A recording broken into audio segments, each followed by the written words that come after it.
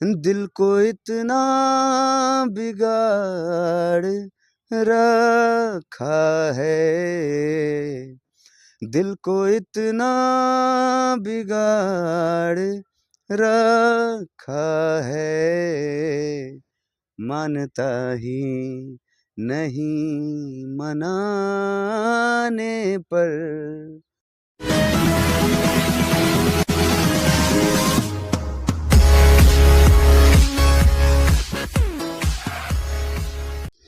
नमस्कार, प्रणाम। मैं हूं अजय पटेल वाग्मी और आप देखना शुरू कर चुके हैं आपका अपना पसंदीदा कार्यक्रम संवाद कार्यक्रम।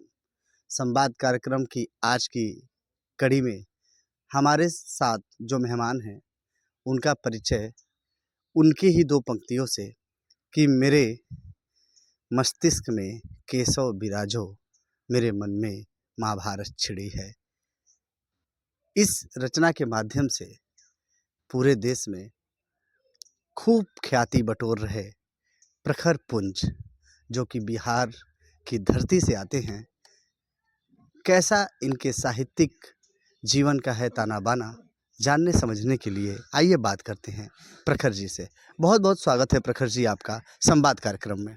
बहुत बहुत शुक्रिया भैया। और सबसे पहले तो जो जन मुद्दा है द ज़ीरो मीडिया, आज मीडिया के लिए जो भारत में जो एक नरेशन सेट किया गया है कि मीडिया बिकाऊ है और ये है वो है, तो सबसे पहले एक मौलिक साहित्यकार अगर आप कहें तो एक मौलिक पत्रकार और जो मुद्दा लेकर आप चल रहे हैं उसके लिए बहुत बहुत बधाई। और मेरा सौभाग्य है कि आप अपने चैनल पर जिस तरीके से आप मौलिक कलाकारों का प्रॉपर आप साक्षात्कार करते हैं, उनमें से मैं एक, मुझे सौभाग्य मिला, इसके लिए बहुत बहुत धन्यवाद। साहित्य की बात जब हम करते हैं तो रामधारी सिंह दिनकर ऐसे साहित्यकार, फणीश्वर नाथ रेणु ऐसे साहित्यकार उस बिहार की धरती से होते हैं। भारत के प्रथम राष्ट्रपति डॉक्टर राजेंद्र प्रसाद, जिनके लिखे लेख आज भी प्राइमरी प्राथमिक लेवल में बच्चों को पढ़ाया जाता है कि कैसे उन्होंने शिक्षा ग्रहण किया था, अर्जित किया था। तो आज़ादी के समय तक बिहार की जो शैक्षिक या बौद्धिक स्तर यहाँ तक थी, आपको क्या लगता है कहाँ पिछड़ गया बिहार? सिर्फ एक ही मुद्दा मुझे दिखता है, धर्मवाद, जातिवाद। राजनीति की जो समीकरण, जो ध्रुवीकरण जो है वो सीधे सीधे जातिवाद के ऊपर आधारित है। हम जातियों में बटे हुए हैं, धर्म में बटे हुए हैं। विकास किसी को नहीं चाहिए। जब चुनाव का समय आता है तो फलाने नेता नहीं, फलाने भैया जिंदाबाद हो जाते हैं। आपकी एक रचना है मैं बिहारी हूँ, क्या है वो आपकी रचना? हमारे श्रोताओं को, दर्शकों को भी आप सुनाएं। मनोज बाजपेयी का गीत आया था मुंबई में काबा, फिर उसके बाद कुछ गीत आए कि बिहार में काबा। मैं इसी बात पे लिखा, 4 पंक्तियां हैं कि भोजपुरी, मैथिली, अंगिका, मगही भाषाओं का विस्तार हूँ मैं, भारत का कंठहार हूँ मैं, गौरवशाली बिहार हूँ। कंठहार इसीलिए क्योंकि मगध साम्राज्य का परिकल्पना जो है चाणक्य ने देखा था और सबसे बड़ा साम्राज्य था मगध साम्राज्य भारत का। मैं गौरवशाली बिहार हूँ, मैं चंद्रगुप्त मौर्य हूँ, मैं विष्णुगुप्त का धैर्य हूँ। मैं चंद्रगुप्त मौर्य हूँ, मैं विष्णुगुप्त का धैर्य हूँ, मैं वीर कुंवर सिंह खुदीराम और जयप्रकाश का शौर्य हूँ, माँ सीता और अहिल्या के सतीत्व का अहंकार हूँ, मैं भारत का कंठहार हूँ, मैं गौरवशाली बिहार हूँ।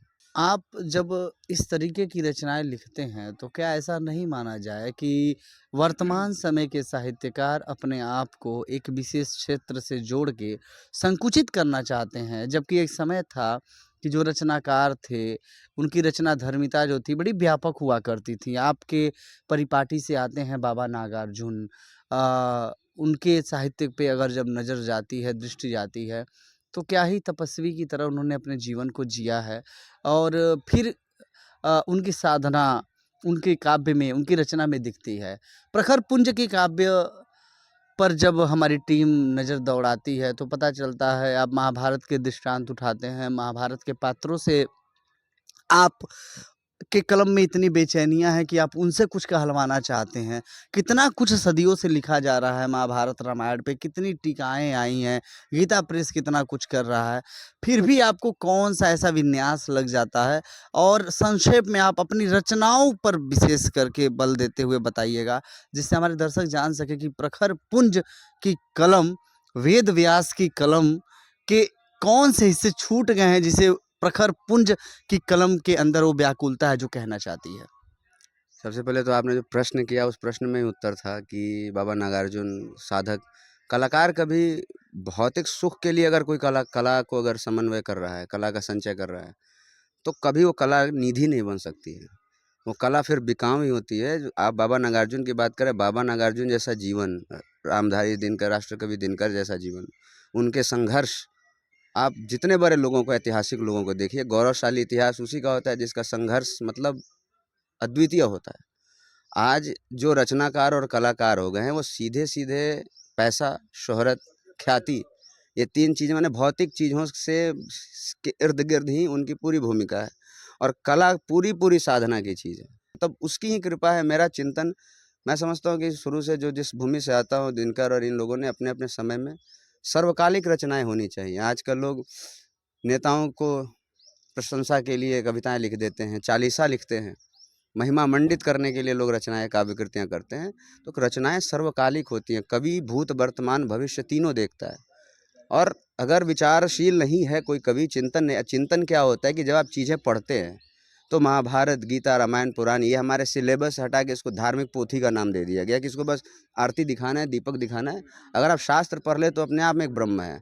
जितने दुनिया में इंटेलेक्चुअल रिसर्च हो रहे हैं, जितनी भी चीज़ें हो रही है, हमारे मैन्युस्क्रिप्ट्स नहीं हो रही है। हमारे सनातन की संस्कृतियों में जो वैज्ञानिकता है, श्लोकों को रिसर्च करके, जर्मनी में सबसे ज़्यादा संस्कृत के ऊपर रिसर्च किए जाते हैं। तो ये वैश्विक पटल पर हमारा सनातन इतना कुछ कर रहा है और हम उसको सिर्फ एक धार्मिक आवरण दे के उसको घर में रखते हैं। जैसे एक शेर है, मेरे मस्तिष्क में, जैसे आपने कहा, मेरे मस्तिष्क में केशव विराजो, मेरे भीतर महाभारत छिड़ी है। वो अगर कहूँ बहुत ज़्यादा विस्तार में नहीं जाए तो लिखने के पीछे भी वो समय, वो प्रकरण वैसा था कि सच में उस समय मस्तिष्क में महाभारत छिड़ी थी। वेदना के बिना सृजन नहीं हो सकता।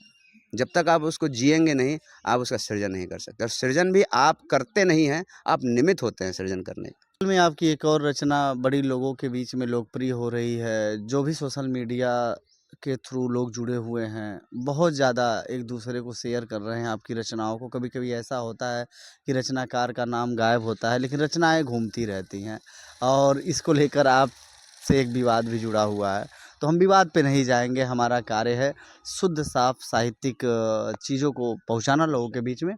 तो वह एक रचना जो अभी बड़ी लोकप्रिय हो रही है लोगों के बीच में, और वह एक ऐसी रचना है जिसमें सबके काम की चीज़ है। जिसकी जैसी दृष्टि है उसकी वैसी सृष्टि, वो उसमें से वैसा निकाल सकता है। तो उस रचना को आप हमारे दर्शकों को और थोड़े तरन्नुम के साथ बिना किसी भूमिका के बस समझिए कि हर शेर जो है जिया गया है, और 4-5 शेर हैं, वो 4-5 जीवन के दृष्टांतों और घटनाओं से लिए गए हैं। तो लोग कहते हैं कि नाच न जाने आंगन टेढ़, हम दोष देते हैं ईश्वर को कि हे प्रभु ऐसे नहीं है, वैसे नहीं है।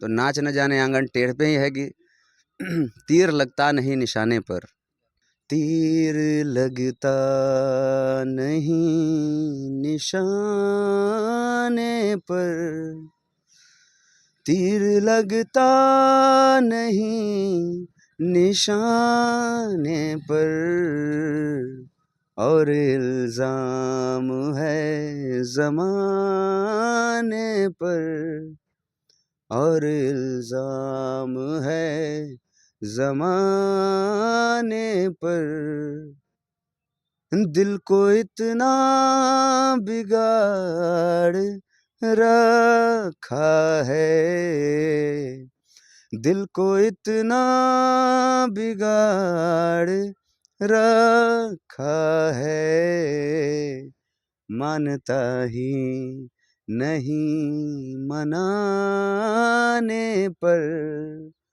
और इसको अब आप प्रेम, प्रेम का कोई पर्याय नहीं है, सिर्फ प्रियतमा, प्रेयसी, पत्नी, भार्या, इसके लिए नहीं होता। प्रेम वैश्विक है, व्यापक है। सबसे बड़ा प्रेम ईश्वर से होता है, उसके बाद माता पिता, उसके बाद गुरु, उसके बाद प्रेयसी, प्रियतमा, प्रेम। प्रेम बहुत चीज़ों में बटा हुआ है, लेकिन प्रेम का जो प्रकृति है वो एक ही है, सबसे सबसे बड़ा है ईश्वर। तो उस पे देखिए कि जब जिससे प्रेम हो जाता है, सब कुछ, पेड़ पौधे, सब चीज़ में ईश्वर दिखता है। तो उस पे है कि अक्स तेरा उभर के आता है, अक्स तेरा उभर के आता है, नक्श कुछ भी कहीं बनाने पर, नक्श कुछ भी कहीं बनाने पर। और दुख से भारी दुनिया में कोई चीज़ नहीं है। तो उस पे एक शेर है, ज़हन पर बेबसी यूं हावी है, ज़हन पर बेबसी यूं हावी है, और गिरता गया उठाने पर, और गिरता गया उठाने पर। आपने कहा कि कितना व्यापक कैसे लिख सकता है कवि, ये जिया हुआ शेर है। क्योंकि मेरे ताऊ के लड़के का निधन हुआ था और एक जवान लड़का 2 महीने के बच्चे का पिता, और आकस्मिक अकाल मृत्यु दुर्घटना में हो गई उसका निधन। मैंने उसकी जब अर्थी देखी, जब अर्थी उठने लगी उसकी श्मशान ले जाने के लिए, तो उसकी 40 किलो की उसकी माँ जो है, उसको 6-6 फीट के 3-3 लोग मर्द उठा रहे थे, लेकिन उठा नहीं पा रहे थे। और जब भी उठाते थे वो और ज़मीन में गिर जाती थी। उस पे शेर था कि ज़हन पर बेबसी यूं हावी है, और गिरता गया उठाने पर। लोग कहते हैं कि वेदना मंचीय तरीके से, मंचीय दृष्टिकोण से अगर आप रचना करते हैं, उसमें वो जीवटता, वो जीवंतता, वो आत्मा आ ही नहीं सकती है। अंतिम है इंसानी फितरत पे, बारहा कुछ नए की चाहत है। सब चाहिए इंसान को। बारहा कुछ नए की चाहत है, मोह छूटे नहीं पुराने पर। Old is gold. मोह छूटे नहीं पुराने पर। और आखिरी शेर है इसका, एक चेहरे पे लुट गया है पुंज, एक चेहरे पे लुट गया है पुंज, अब कहाँ होश है ठिकाने पर, तीर लगता नहीं निशान। आपसे जूनियर लड़के हैं जो अभी नया लिखना, पढ़ना, लिखना चाह रहे हैं कि मैं भी कुछ लिखूं, क्या ऐसा चीज़ है जो उन्हें ज़रूर करना चाहिए और क्या ऐसा है जो उन्हें कदापि नहीं करना चाहिए? दोनों बात एक-एक वाक्य में आप बताएं। अगर रचना धर्मिता या मौलिक कलाकार बनना है, तो सबसे पहले आपका लक्ष्य, उसकी जो मूलभूत संरचना है, मूलभूत आधार है, जो विरासत है, जो संस्कृति है, जो उसके पीछे का व्याकरण, जैसे कहते हैं ना कि क ख ग घ ङ जो सबको सीखना पड़ता है। उसके बाद आप पूरा शब्द व्यंजना, ये सारी चीज़ें तो क ख ग घ से ही हैं, वर्णमाला से ही हैं। तो वर्णमाला पढ़े बिना आज कितने बच्चे कॉन्वेंट स्कूल में पढ़ते हैं जो क ख ग घ ङ वर्णमाला अ आ इ ऊ ये सब लिख दें। तो सबसे पहली बात है कि रचना धर्मिता यही कहती है कि रचनाओं को लिखने और सुनाने से ज़्यादा पढ़ें। चिंतन नहीं करेंगे, पढ़ेंगे नहीं तो चिंतन क्या करेंगे? विचार की उत्पत्ति कहाँ से होती है? बिना पढ़े अध्ययन के आप नहीं कुछ भी कर सकते हैं। और अवलोकन, प्राकृतिक रूप से अवलोकन करने की जो क्षमता होती है, कलाकार के अंदर होती है। आप अवलोकन किए बिना आप ये सोच के बैठे कि आज लिखने बैठना है, आप कभी नहीं लिख सकते। आप कमर्शियल राइटिंग कर सकते हैं, मैं कमर्शियल राइटिंग करता हूँ, स्क्रिप्ट लिखता हूँ, जिंगल्स लिखता हूँ, एड कमर्शियल्स के लिए। लेकिन उसमें उसमें आत्मा नहीं होता है, उसमें आत्मा नहीं होती है। कविता की ही सिर्फ बातें नहीं, साहित्य में एक चित्रकार भी हूँ। और कहा जाता है कि पिकासो की वर्ल्ड की सबसे फेमस पेंटिंग्स, सबसे महंगी पेंटिंग्स 1902 से 1906 के बीच में, ब्लू एज कहते हैं उसको। ब्लू एज इसलिए क्योंकि सबसे ज़्यादा डिप्रेशन में जिस समय वो सबसे शीर्ष पे थे, विश्व प्रख्यात father of modern arts Pablo Picasso. लेकिन उतनी समृद्धि और ख्याति के बावजूद वो 4 वर्ष सबसे ज़्यादा अवसाद में रहे, उनके जीवन का सबसे ज़्यादा डिप्रेस्ड एज कह सकते हैं, टाइम। और उस टाइम में वो, उनको सिर्फ सब कुछ नीला नीला दिखता था। उनको लगता था, वो उन्होंने लिखी अपनी ऑटोबायोग्राफी, उसमें उन्होंने कहा है कि समुद्र की गहराई में पहले नीला दिखता है, उसके बाद काला दिखने लगता है। जब जितनी गहराई में उतरते हैं, सूर्य की रोशनी नहीं जाती, वहाँ काला होता है और वहाँ ऑक्सीजन लेवल बहुत कम होता है, प्रेशर भी बहुत ज़्यादा होता है। तो उनका क्या नाम था कि मैं उसी में जा रहा हूँ, अंधेरे की तरफ जा रहा हूँ। तो towards the darkness blue was the essence, जो उसको उनको हर समय दिखता था। उनके उस 4 साल के अंतराल में उन्होंने जो कार्य अवधि में जो पेंटिंग्स बनाई, वर्ल्ड में सबसे ज़्यादा महंगी और इन्फ्लुएंसी पेंटिंग्स बनी। इस वजह से उनके उस 4 साल के डिप्रेसिव फेज को ब्लू एज कहा जाता है। तो कलाकार एक एक वरदान के साथ-साथ एक अभिशाप भी है, आप कह सकते हैं। क्योंकि अगर आप उसको सिर्फ़ भौतिकता पे लेके जाएँगे, नई पीढ़ी के लिए सिर्फ़ इतना कहेंगे कि नई पीढ़ी को नए तरीके से हमारा शरीर कोट पैंट आज पहन रहे हैं, तो हम कोट पैंट पहने, लेकिन हमारे अंदर जो विरासत, हमारी जो सनातन की जो संस्कृति है, चाहे आप किसी धर्म से हों, लेकिन जो मूलभूत संरचनात्मक जो सभ्यताओं की जो आपकी संस्कृति जो पुरखों से चली आ रही है, जिसको पारंपरिक ट्रेडिशनल चीज़ें बोलते हैं, वो आपके अंदर बसनी चाहिए, लिबास आपका जो भी हो। तो जो भी माध्यम हो, जो भी विधा हो, आप उसकी फंडामेंटल एंटिटीज़ को ज़रूर पढ़ें, उसको उसी नियम से, उसी तप से, तपश्चर्या है कला का जीवन, यही कहूँगा। अ, जाते-जाते प्रखर जी, हमारे कार्यक्रम का एक मोटो है कि समाज को आप क्या संदेश देते हैं? तो आपके नज़र में, आपकी दृष्टि में एक आदर्श समाज कैसा होना चाहिए? मेरे हिसाब से एक आदर्श समाज ये ऐसा होना चाहिए कि उसका उस समाज का भूत वर्तमान देखकर उसके भविष्य का आकलन हो जाए।